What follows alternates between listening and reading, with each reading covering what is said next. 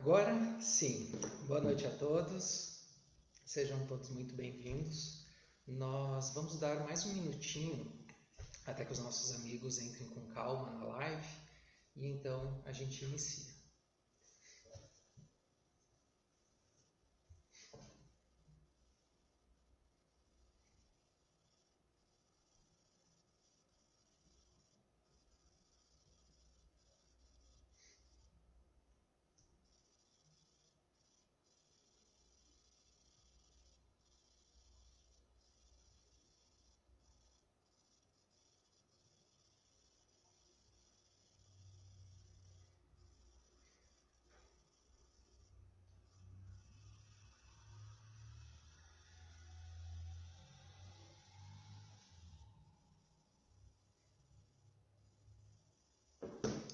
Vamos lá então.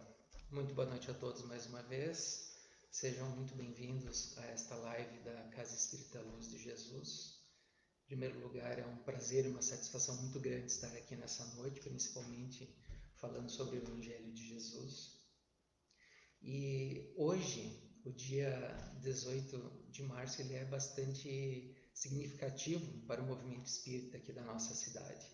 Hoje, a Casa do Caminho comemora 28 anos de fundação.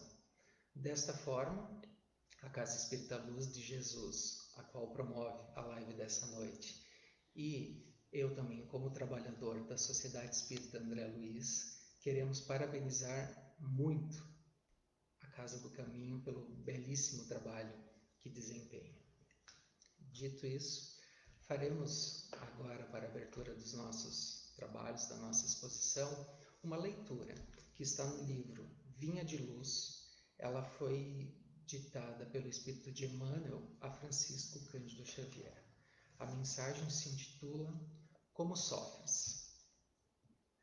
Mas, se padece como cristão, não se envergonhe, antes glorifique a Deus nesta parte. Pedro. Não basta sofrer simplesmente para ascender à glória espiritual. Indispensável é saber sofrer, extraindo as bênçãos de luz que a dor oferece ao coração sequioso de paz.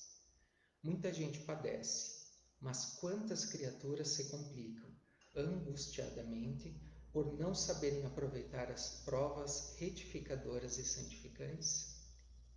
Vemos os que recebem a calúnia, transmitindo-a aos vizinhos, os que são atormentados por acusações, arrastando companheiros às perturbações que os assaltam, e os que pretendem eliminar enfermidades reparadoras com a desesperação. Quantos corações se transformam em poços envenenados de ódio e amargura? Por que pequenos sofrimentos lhes invadiram o círculo pessoal? Não são poucos os que batem a porta da desilusão, da descrença, da desconfiança ou da revolta injustificáveis, em razão de alguns caprichos desatendidos. Seria útil sofrer com a volúpia de estender o sofrimento aos outros. Não será agravar a dívida ao ato de agressão ao credor, somente porque resolveu ele chamar-nos a contas? Raros homens aprendem a encontrar o proveito das tribulações. A maioria menospreza a oportunidade de edificação e, sobretudo, agrava os próprios débitos, confundindo o próximo e precipitando companheiros em zonas perturbadas do caminho evolutivo. Todas as criaturas sofrem no cadinho das experiências necessárias, mas bem poucos espíritos sabem padecer como cristãos, glorificando a Deus. Emmanuel, por Chico Xavier.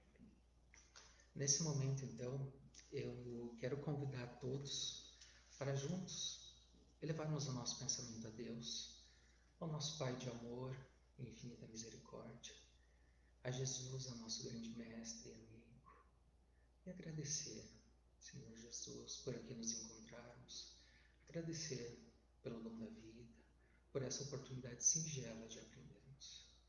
Permita que os bons espíritos, os vossos mensageiros, estejam conosco nessa noite, auxiliando a cada um de nós, com nossas dores, com nossas angústias, para que possamos, ao encerrar esta live, sairmos melhores do que ao entrarmos. Muito obrigado, Jesus. E que assim seja. Bem, meus amigos, mais uma vez então, uma grande alegria e satisfação estarmos aqui nessa noite, principalmente para falar por um tema que, com toda certeza, ele é para todos nós. Afinal de contas, como nos dizem os espíritos da codificação, não há ninguém nesse mundo que não necessite de indulgência. E nós temos dois grandes objetivos nessa noite. O primeiro deles é explicar e exemplificar essa belíssima virtude da indulgência, e o segundo é, através do exemplo da mulher equivocada, né, explicar e exemplificar todo o caminho de reparação que ela teve. Na questão 886 de O Livro dos Espíritos, Kardec pergunta qual é o verdadeiro sentido da palavra caridade, conforme entendia Jesus. Nesse momento, Kardec não está querendo saber como o espírito A, o espírito B entendia a palavra caridade, mas sim como Jesus a compreendia. E os espíritos que o assistem naquele momento respondem: benevolência para com todos, indulgência para as imperfeições alheias e perdão das ofensas. Nós temos dentro da doutrina a máxima: fora da caridade não há salvação. Ou seja, se nós não praticarmos a indulgência para as imperfeições alheias, nós não estaremos praticando a caridade. E não estando praticando a caridade, nós estaremos postergando e muito o nosso caminho para a nossa evolução espiritual.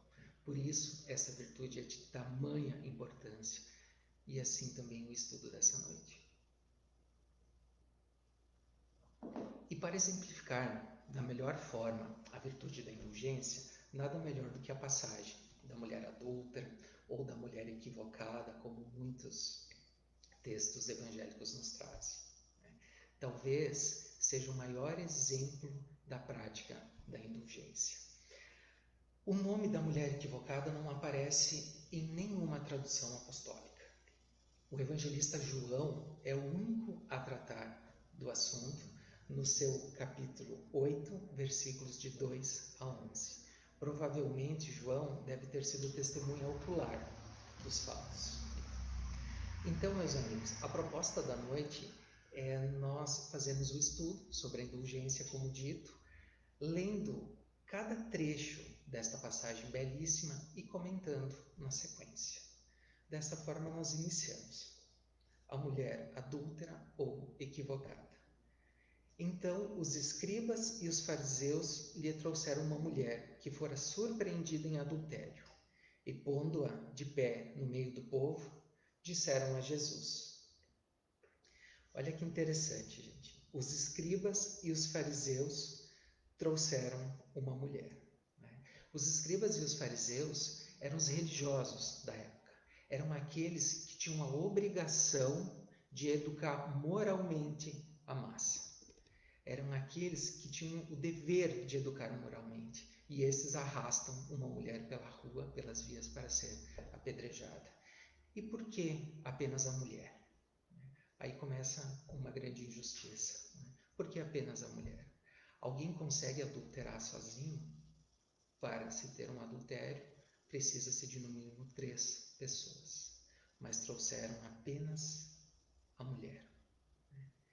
Toda vez que a gente tenta promover a justiça e essa justiça se orienta pela violência, ela não é justiça, ela é injustiça. Toda vez que a gente tenta promover a justiça pela violência, nós estamos sim cometendo uma injustiça.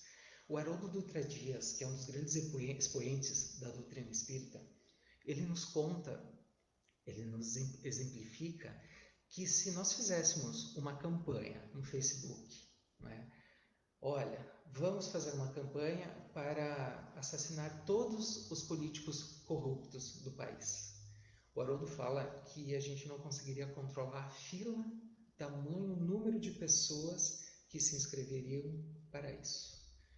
Como a gente vai defender a justiça emprestando as mãos para o crime? A passagem continua. Mestre, esta mulher acaba de ser surpreendida em adultério. Ora, Moisés, pela lei, ordena que se lapidem as adúlteras. Qual sobre isso a tua opinião? Diziam isso para o tentarem e terem de o que acusar. A lei mosaica era muito severa para as mulheres, muito severa, apenas para a mulher. Não é? Dentre o povo de Israel, o homem só era acusado de adultério se tivesse relações com uma mulher casada ou noiva, porque entendia-se agredia outro homem. A mulher, né, entendia-se que agredia o matrimônio. E a lei era muito rígida. Se a mulher era surpreendida em adultério, ela seria apedrejada. Né? No entanto, que as gravuras que nós temos sobre os desenhos que nós temos sobre essa passagem, nesse momento a mulher ela está de cabeça baixa, porque ela sabe que ela delinquira. Ela sabe que o crime era passivo da pena de apedrejamento. E aí diz o texto, diziam isto para o tentarem e terem de o que acusar. Ou seja, eles interrogavam Jesus, porque se Jesus dissesse, olha, vocês não devem apedrejar essa mulher, vocês não devem apedrejá-la. Né? Jesus provavelmente seria preso, porque era uma lei civil da época. Agora, se por outro lado Jesus dissesse, não, vocês devem apedrejá-la, né? Ela cometeu adultério, vocês devem apedrejá-la, Jesus não seria esse espírito evoluído, né? Esse grande exemplo que nós temos, né? O espírito mais puro que já esteve conosco aqui na Terra. A passagem segue, né? E Jesus, abaixando-se, começa a escrever na terra com o dedo. Talvez esse seja o maior ensinamento de Jesus, o silêncio de Jesus. Como se ele dissesse, o que vocês têm a ver com a vida dessa mulher? O que vocês têm a ver com a intimidade sexual dessa mulher? Um profundo respeito ao nosso livre-arbítrio. Ou seja, no plano da criação divina, nós não somos melhores do que os outros. Talvez a gente tenha caminhado um pouco a mais do que o nosso irmão. Ou talvez, mais provavelmente ainda, não tenhamos passado pelas mesmas provações desse nosso irmão, porque talvez fizéssemos pior. Infelizmente, nós temos o triste hábito de opinar em tudo. Em tudo. Né? E Jesus, diferente, ele silencia, ele não opina, ele silencia. Esse exemplo infeliz de opinar em tudo tem uma história muito singela, que ela exemplifica isso de uma maneira perfeita. Né? Conta-se que, certa vez, um descendente oriental estava num cemitério colocando um potinho de arroz sobre a lápide do seu ente querido já desencarnado. E nisso, um brasileiro se aproxima, olha aquela cena, não é? E diz o seguinte, meu amigo, você acha mesmo que o seu ente querido vai vir comer esse pote de arroz? E então o descendente oriental, com toda a paciência do mundo, diz sim, com toda certeza. Ele virá comer o meu arroz, o arroz, no mesmo momento que o seu virá cheirar o perfume das suas rosas, das suas flores. Infelizmente, meus amigos, nós temos esse hábito de opinar em tudo.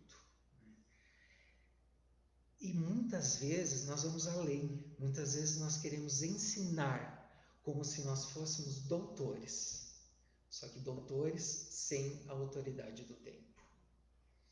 Tem um escritor canadense muito famoso, ele desenvolveu um livro que virou best-seller, e esse livro tem como ideia principal a questão das 10.000 horas de prática para sermos doutores, para sermos especialistas em determinado assunto. Ou seja, nós precisamos de 10.000 horas, segundo esse autor, para sermos peritos em determinado assunto. Dá para exemplificar muito bem pela questão de um piloto. numa aeronave, não é? Quem me conhece sabe que eu tenho muito medo de voar, não é? Sempre que eu vou, mas é com muito receio, não é? E é como se a gente estivesse entrando na aeronave, no avião, e anunciasse: olha, esta é a primeira hora de voo do piloto. É difícil a gente ficar nessa aeronave, não é? Olha, esse piloto nunca voou. É difícil a gente ficar, não é? Agora, se por outro lado falarem: olha, o piloto tem 10 mil horas de voo, esse piloto tem muita experiência, a gente permanece. E aí, meus amigos, olha só que interessante. Jesus, o espírito mais evoluído, o nosso grande mestre, o nosso grande governador espiritual, ele tem muito mais do que 10 mil horas de experiência sobre assuntos, de experiência evolutiva. E o que Jesus faz nessa passagem? Ele não fica opinando, ele simplesmente silencia e se abaixa. E o povo, como que continuassem a interrogá-lo, como diz o texto, Jesus se levanta e diz aquela célebre frase, aquele dentre vós que estiver sem pecado, atire a primeira pedra. Aquele dentre vós que estiver sem pecado, atire a primeira pedra. A forma como Jesus responde essa pergunta é de uma maneira sublime. Porque Jesus tira a pergunta do grupo e a devolve individualmente para cada um dos presentes. É como se Jesus falasse: olha, você que está aí agora assistindo, se você não tiver pecado, atira a primeira pedra. Juliano, que está aqui falando, se você não tiver pecado, atira a primeira pedra. Porque nós, em grupo, nós tendemos a repetir o comportamento do grupo. Então vocês imaginem a cena. Uma mulher vem arrastada pela rua, pelos religiosos da época, arrastada, e vão se juntando pessoas com pedras na mão, prontas para apedrejar aquela mulher. E quando Jesus, se Jesus não tivesse pedido, aquele dentre vós que estiver sem pecado, se ele tivesse pedido: grupo, o que vocês acham? A gente apedreja ou não? Vocês devem apedrejar ou não? Se alguém do grupo falasse baixinho: olha, eu acredito que sim, acredito que vocês devem apedrejar, o grupo inteiro falaria: apedreja, apedreja. Porque nós, quando estamos em grupo, nós temos esse comportamento de seguir o que a massa faz. Mas Jesus, esse espírito tão evoluído, puro, devolve a pergunta individual. Você aí, se estiver sem pecado, atira a primeira pedra. E a gente faz uma pausa agora para falar sobre o pecado, essa palavra que sempre nos acompanha. Pecado, lá na origem da palavra, lá no hebraico, ele significa simplesmente errar o alvo. Ou seja, a gente estava indo por um caminho, nós nos equivocamos, a gente vai pelo outro caminho. É simplesmente errar o alvo. Não tem nada a ver com castigo, com punição, com autoflagelo. Nada. O único sacrifício que Jesus pediu para nós foi o que a gente faz ao nosso próprio ressentimento. Ou seja, se a gente tem débito com alguém, a gente deve ir e perdoar esse alguém. É o único sacrifício. Nós não precisamos nos flagelar, nós não precisamos nos culpar, até porque a culpa ela é paralisante. A culpa, hoje nós sabemos que pela ciência moderna, que ela é causadora de inúmeras doenças. Então, o sacrifício agradável que Deus nos pede é o nosso próprio ressentimento, é do perdão, é do auto-perdão e do perdão para o nosso semelhante. Outra ideia tola é a do fogo eterno. Como que Deus, esse nosso Pai de infinito amor e misericórdia, vai condenar alguém, algum filho, ao fogo eterno? Então nós devemos afastar todas essas ideias que o pecado nos traz. Segue o texto. Em seguida, abaixando-se de novo, continuou a escrever no chão.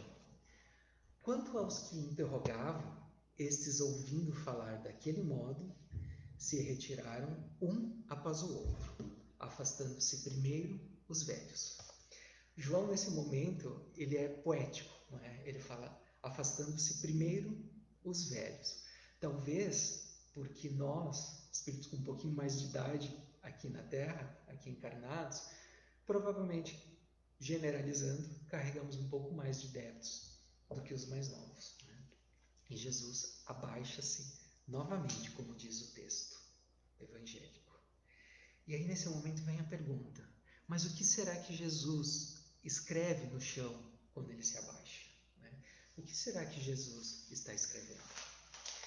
E aí, meus irmãos, narram alguns intérpretes do Evangelho que Jesus grafava no chão a marca moral do erro de cada um dos presentes. Ou seja, Jesus escrevia no chão a mazela moral de cada um: adúltero, assassino, covarde, ladrão. E as pessoas iam enxergando isso e se retirando.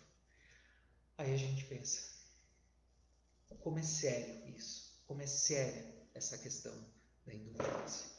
Porque todos os que estavam presentes na cena, prestes a apedrejar, assassinar uma mulher por ter supostamente cometido o adultério, carregavam mazelas, carregavam chagas morais muito maiores, talvez, do que a própria mulher adúltera, do que a própria equivocada. E aí a gente vai para o Evangelho, e é por isso que os Espíritos mais uma vez nos falam, não é? Não existe ninguém nesse mundo que não necessite para si próprio de indulgência. No capítulo 10 do Evangelho segundo o Espiritismo, no título Bem-aventurados os que são misericordiosos, nós temos algumas passagens sobre a virtude da indulgência. E aí nós queremos compartilhá-las. A primeira delas: atire-lhe a primeira pedra aquele que estiver isento de pecado, disse Jesus. Essa sentença faz da indulgência um dever para nós outros, porque ninguém há que não necessite para si próprio de indulgência. Ela nos ensina que não devemos julgar com mais severidade os outros do que julgamos a nós mesmos, nem condenar em outrem aquilo de que nós absolvemos. Antes de profligarmos alguém uma falta, vejamos se a mesma censura não pode ser feita a nós. Uma outra passagem. A indulgência não vê os defeitos de outrem, ou se os vê, evita falar, evita divulgá-los. Ao contrário, oculta-os, a fim de que se não tornem conhecidos senão da pessoa unicamente. Uma outra passagem ainda. Sede indulgentes com as faltas alheias, quaisquer que elas sejam. Não julgueis com severidade senão as vossas próprias ações. E o Senhor usará de indulgência para convosco, como de indulgência houverdes usado para com os outros. Gente, isso é muito sério. Mais uma vez, as pessoas estavam na cena prestes a apedrejar e assassinar aquela mulher, a mulher adúltera, equivocada. Mas essas pessoas carregavam débitos iguais ou piores. Precisamos, sim, exercitarmos a indulgência com as imperfeições alheias. Se quisermos continuar a nossa evolução, nós precisamos, sim, sermos indulgentes. Kardec, ele continua, né, e ele faz uma questão para o Livro dos Espíritos, né, principalmente nesse momento que nós estamos vivendo, que ela é muito pertinente. Com tanta corrupção, com tanta coisa ruim acontecendo, Kardec pergunta: haverá casos em que se convenha se desvende o mal de outrem? E aí os espíritos respondem, mais especificamente é o espírito de São Luís que responde. É muito delicada essa questão, e para resolvê-la, necessária se torna apelar para a caridade bem compreendida. Se as imperfeições de uma pessoa só a ela prejudicam, nenhuma utilidade haverá nunca em divulgá-la. Se, porém, podem acarretar prejuízos a terceiros, deve-se atender de preferência ao interesse do maior número. Segundo as circunstâncias, desmascarar a hipocrisia e a mentira pode constituir um dever, pois mais vale caia um homem do que virem muitos a ser suas vítimas. Em tal caso, deve-se pesar a soma das vantagens e dos inconvenientes. Ou seja, meus amigos, a indulgência devemos praticá-la sempre, né? E aí os Espíritos nos falam que com muito cuidado nós devemos ficar atentos quando alguém está fazendo alguma coisa de mal para várias pessoas. Então é nossa função, sim, desvendarmos o mal, né? Mas cuidado muito, como os Espíritos falam, muita caridade nessa hora. Nós podemos seguir e falar também sobre o significado da palavra indulgência, né? Lá na origem também, na etimologia da palavra indulgência, é formada por duas palavras, in mais dulce. In, dentro, dulce, doçura, ou seja, doçura por dentro. Indulgência nada mais é do que sermos doces por dentro, né? E aí se faz necessário a gente compreender a atitude daquele que nos ofende. Porque muitas vezes, meus irmãos, essa pessoa que nos ofende está passando por um momento muito grave, por uma doença na família, pela perda do emprego, por uma doença particular. A gente não sabe o que se passa no íntimo dessa pessoa. Então busquemos compreender a atitude daqueles que nos ofendem. Muitas vezes a pessoa passa a vida toda fazendo bem para nós, mas comete um único deslize. E em virtude desse único deslize, nós mudamos todo o conceito que nós tínhamos por essa pessoa. Às vezes, meus irmãos, foi apenas um deslize. Mais uma vez, essa pessoa pode estar passando por algum problema muito sério, né? Então, antes de sairmos julgando, busquemos compreender o que está acontecendo, né? Eu gosto bastante do exemplo de Pedro. O apóstolo Pedro, ele era, né, rezam os textos, que ele era como nós, impulsivos, não é?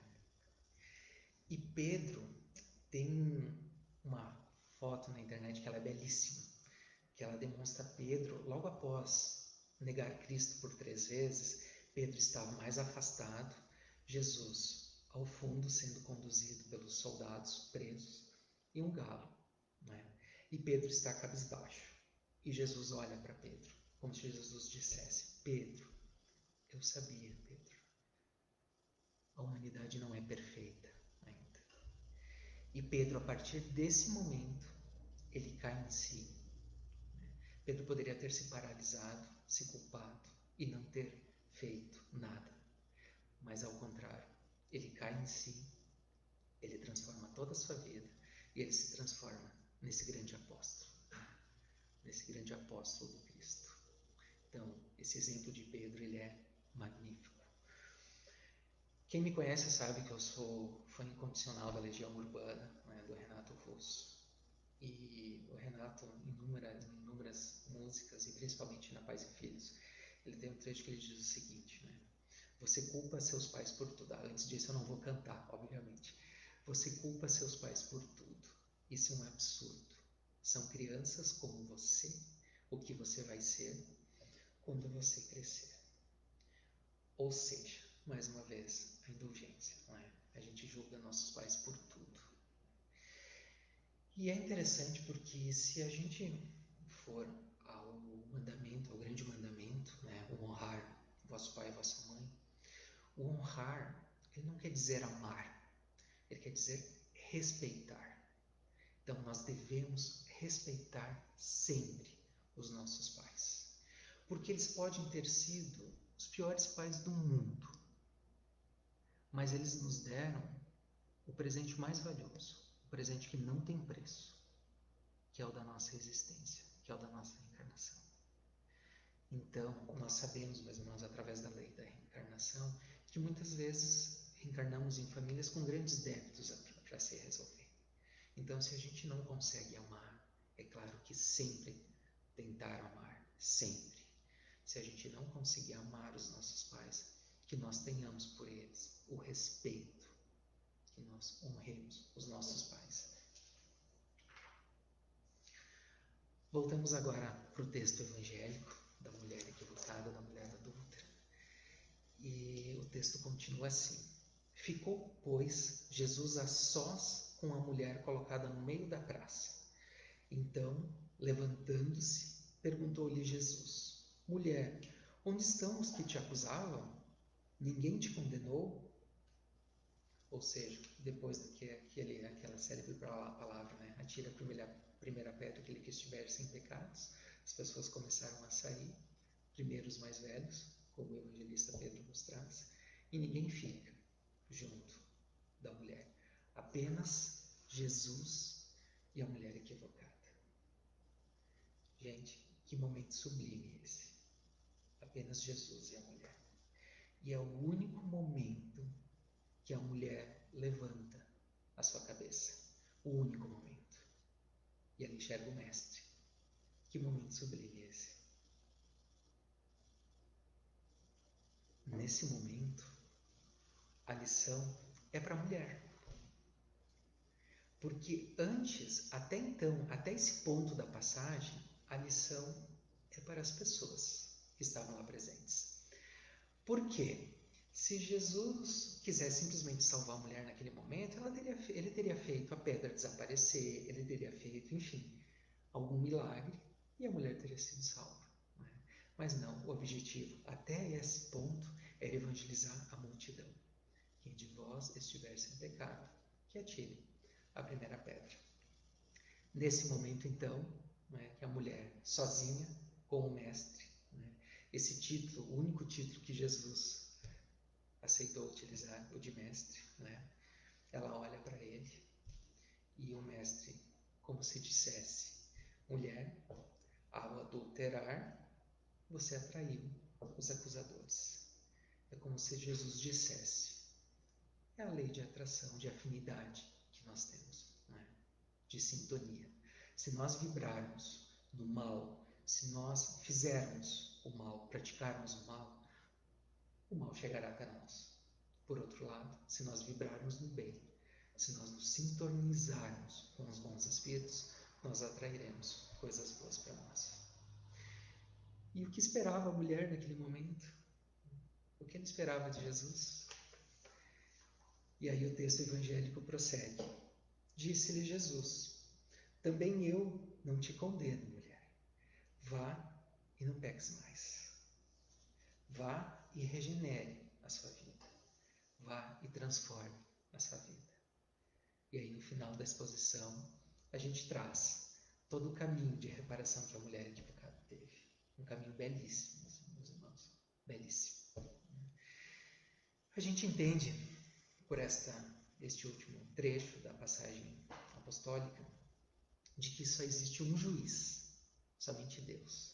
E que as leis de Deus estão expressas na nossa consciência. Ou seja, somente Deus para julgar. Se nós julgamos os outros, é porque nós não somos espíritos puros. Porque Jesus, o espírito mais puro, mais uma vez, o único espírito puro que esteve entre nós, não julgou. Se nós julgamos os outros, é porque nós ainda temos um longo caminho para seguir adiante. E mais uma vez, a mulher, como nós vamos ver na sequência, ela troca a culpa deste pecado, de errar o alvo, como nós já falamos, que o pecado simplesmente é errar o alvo. Ela troca esse sentimento de culpa, que é paralisante, pela responsabilidade de seguir adiante. Não somos culpados, somos responsáveis. E sendo responsáveis, assumimos a consequência e vamos adiante para reparar. Não é punitivo assim. Dessa forma, é reparador.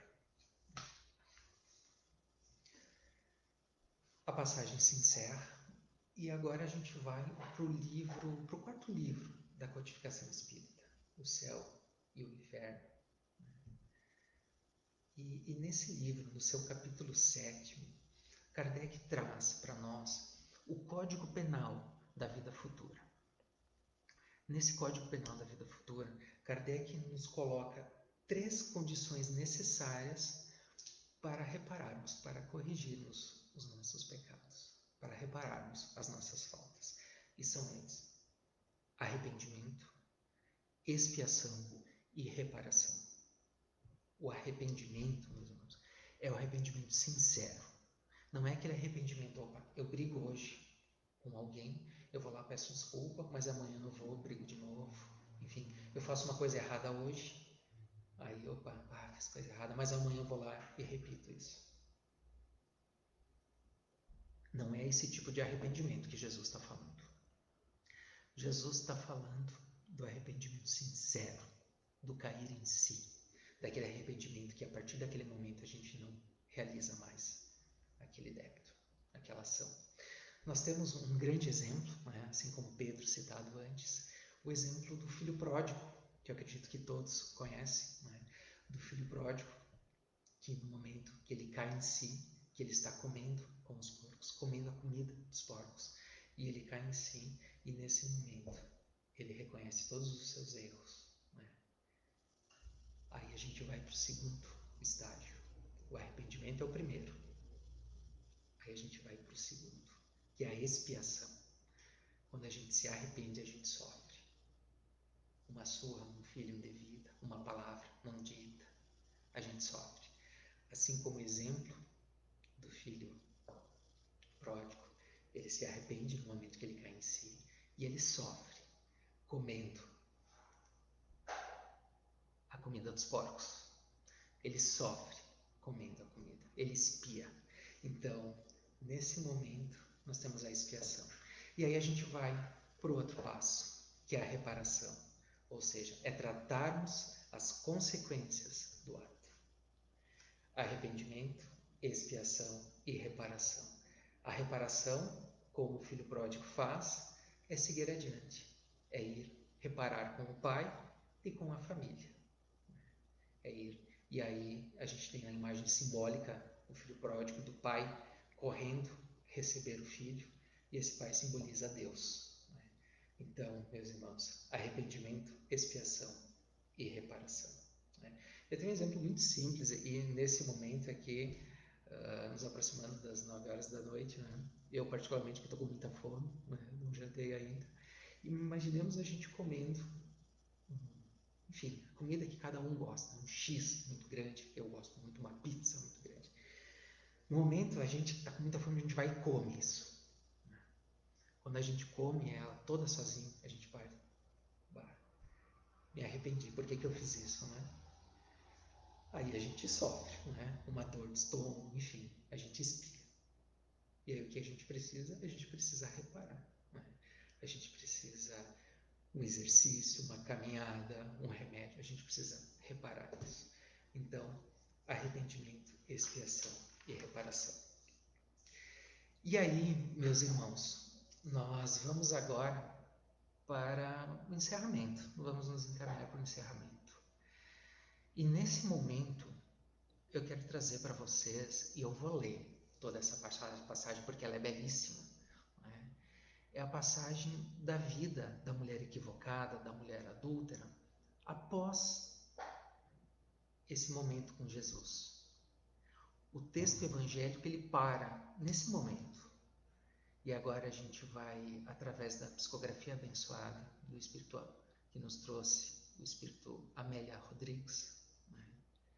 A gente vai contar um pouquinho como é que segue o caminho da mulher equivocada.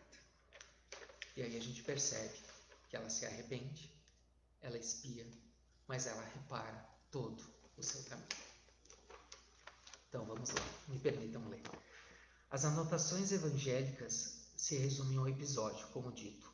Contudo, o espírito Amélia Rodrigues nos conta que naquela noite a equivocada procurou o mestre na residência que Jesus dormia. Ela então falou da fraqueza que a dominara nos dias moços, sentindo-se sozinha.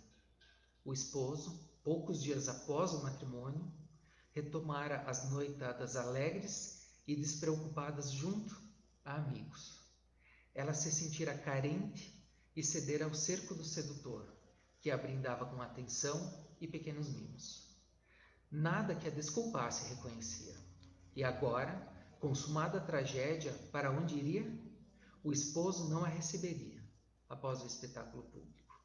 Também não poderia contar com a proteção paterna, porque fora levada à execração pública. Não havia lugar para ela em Jerusalém.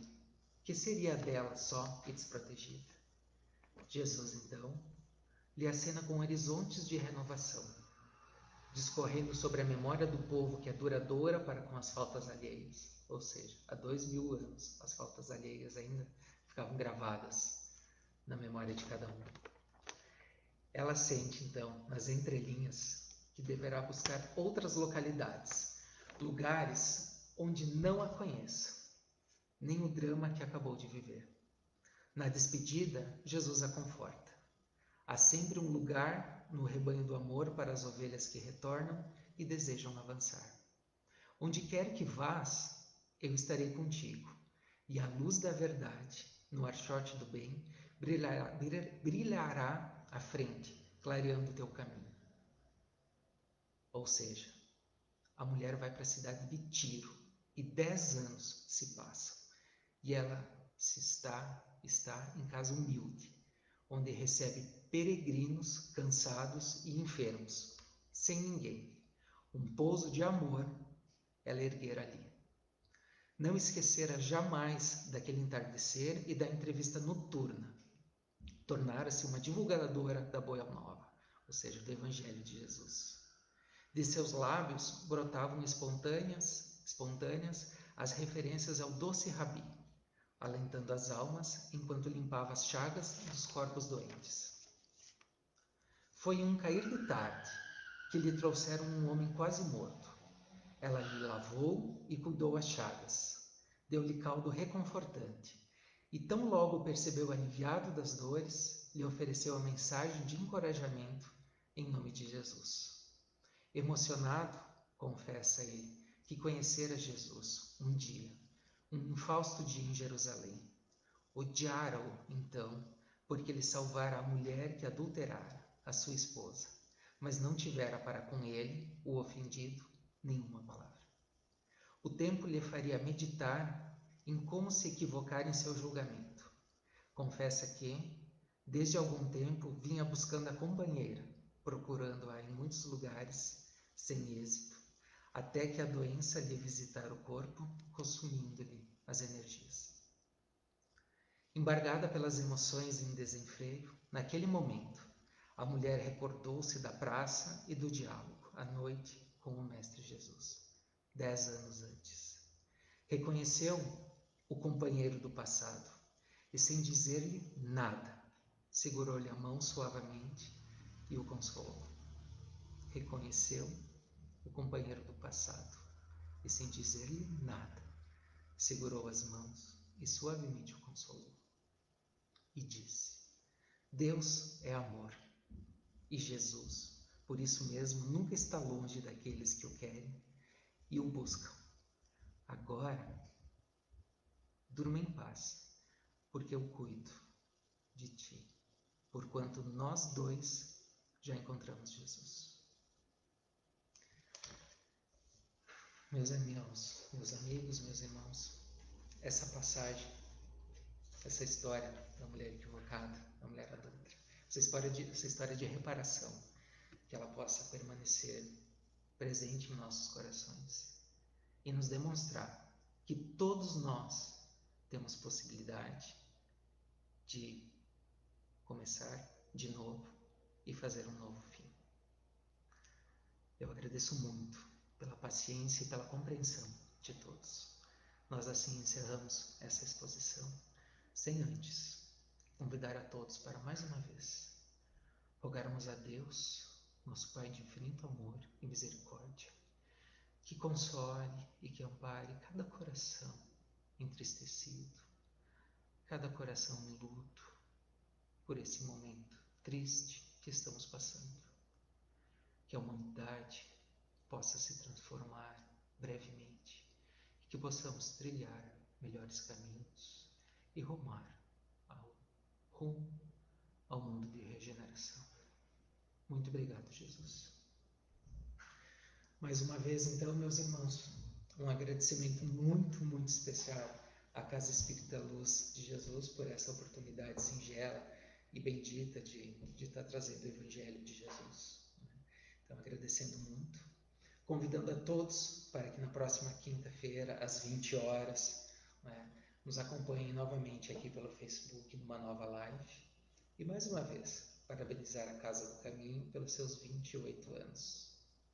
Muito obrigado, meus irmãos. Muita paz e que Jesus nos acompanhe hoje e sempre. Muito obrigado.